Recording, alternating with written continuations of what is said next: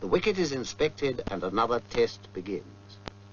Don Bradman wins the toss for Australia, and Australia are going to bat. They're going to get first use of this good wicket. And here's the England side coming into the field.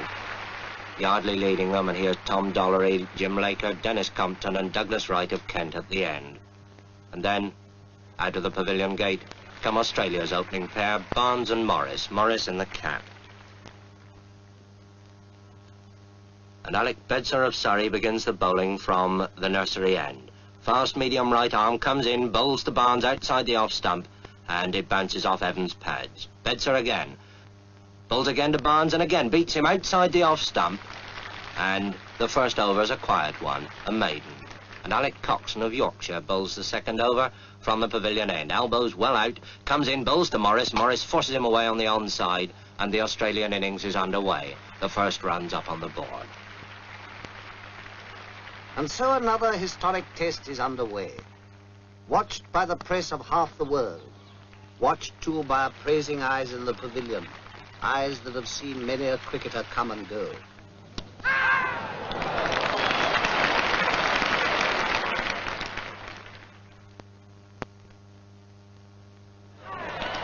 Australia's innings has come to a close. The score stands high and is duly noted. There is time to breathe until England takes the field. Cricket in the hands of the experts, more than a game. It's a craft at least, almost a science. Let's ask an expert, Bert Rhodes of Derbyshire, to bowl us a leg break on this demonstration wicket. Now, there's the spinning finger, the third one, see, cuddled close against the seam. He comes up. Now, this is the perfect leg break. Watch where it pitches. Just outside the line of the leg stump, and it turns enough to beat the off stump. And now, the orthodox, the natural break, spun off that index finger, the off break. And this pitches, watch it, outside the line of the off stump, and it beats the leg stump. Now that's the right arm bowler's orthodox weapon. Let's see how the batsman copes with it. As the ball comes down to him, turning into him, well, all right, he just lets it hit the bat. And that's why short-leg fieldsmen were born. Well, perhaps attack's the best method of defence. Down comes that off break again, and the batsman hooks it hard and high over those short-leg fieldsmen, but not over deep square leg. There is a way of doing it, of course, over the ball as it moves into you, and push it away along the ground, as Edrich does this ball from Lindwall, playing it to Barnes. When England are 27 for 1, which is nothing for Englishmen to be very happy about, and Ray Lindwall is bowling at full speed to Hutton. That ball's well up to him, and he pushes it away past mid-off for a comfortable 2. Bradman moves round those hungry Australian slip fieldsmen, and Lindwall, in one of the finest spells of fast bowling seen in England since Larwood, bowls again, this time to Edrich, and Edrich pushes him away out into the covers, quite safely.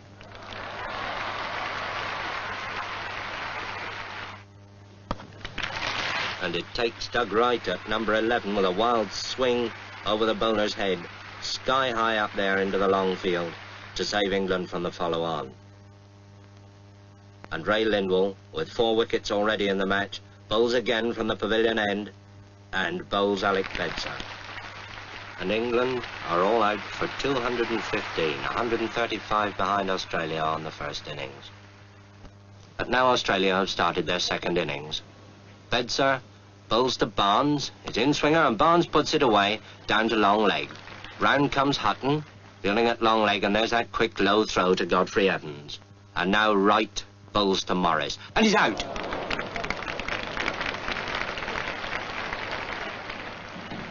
When a wicket falls or a hit is made, those behind the scenes spring into action. What they record will go speeding over land and ocean. When a batsman strikes, the whole world outside will want to know the score. And when they know it, they'll cast an envious thought to those who sat at Lord's and watched. And there goes Barnes, magnificently caught by Washbrook at long on for 141. And Australia are now 431 in front. And now here comes Lindsay Hassett, the vice-captain, to face up to Norman Yardley. I suppose waiting for the earlier batsman. He's had his pads on for best part of 4 hours. Well, he needn't keep them on any longer.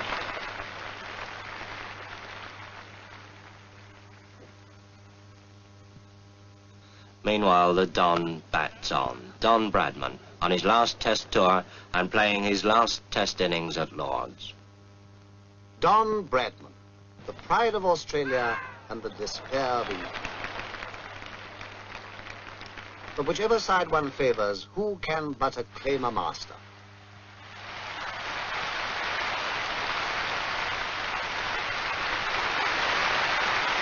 Bradman, whose name now joins the golden pageant. Will rain stop play? Anxious eyes survey the wicket. Willing hands turn too. But fate is kind and the battle is renewed. All through a cloudy afternoon they struggle on. The English batsman extra careful, heavily conscious of each wicket as it falls. England want 596 to win, and Hutton's out for 13, and England 42 for 1 wicket. And now Toshak bowls to Edrich. Ian Johnson catches him at first slip. Edrich is out. England 52 for 2 wickets. And in trouble. Everything depends on the man who now comes out of the pavilion. Dennis Compton. And with Hutton gone, England's last real hope. So they fight on, a battle of muscle, sinew, and eye. For this is cricket at its finest, calling forth a quality deep in men, the calmness of a Compton on a sticky wicket when the world is watching. England, 106 for 3, want an impossible 490 to win. Impossible? Well, Compton's still there.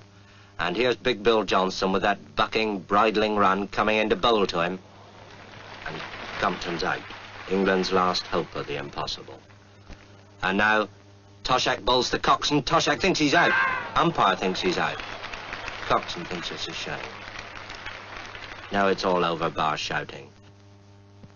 The day wears on. Another game is lost and won. Well, perhaps not quite.